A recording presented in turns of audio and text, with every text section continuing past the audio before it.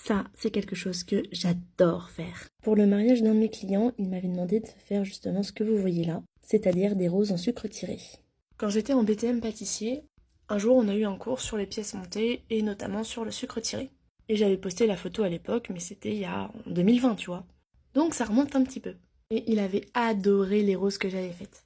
J'avoue que depuis ce temps-là, j'en ai refait quelques-unes, mais pas beaucoup. Je me souvenais toujours de comment on les faisait, mais j'avoue que j'avais un petit peu perdu la main quand même. Et du coup, ces clients avaient fait appel à moi pour la pièce montée de leur mariage et souhaitaient du coup des roses en sucre tiré. En vérité, j'étais tellement contente de refaire, mais j'avoue que j'étais aussi un peu stressée quand même.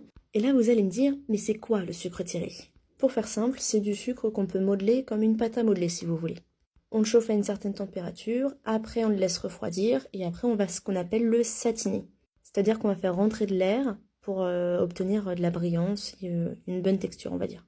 Et mine de rien, c'est assez technique, parce qu'il faut pas qu'il soit trop cuit pour pas qu'il soit cassant, et qu'il ne soit pas sous-cuit pour qu'il soit mou. Et une fois que notre sucre est prêt, on le met directement sous une lampe à sucre.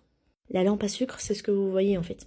En gros, c'est un poste de travail avec un 6 pattes, où du coup vous avez une lampe qui chauffe à plus de 100 degrés. Et après, c'est là que la magie opère. On va pas se mentir, il faut des années et des années pour trouver la bonne technique pour faire ces roses.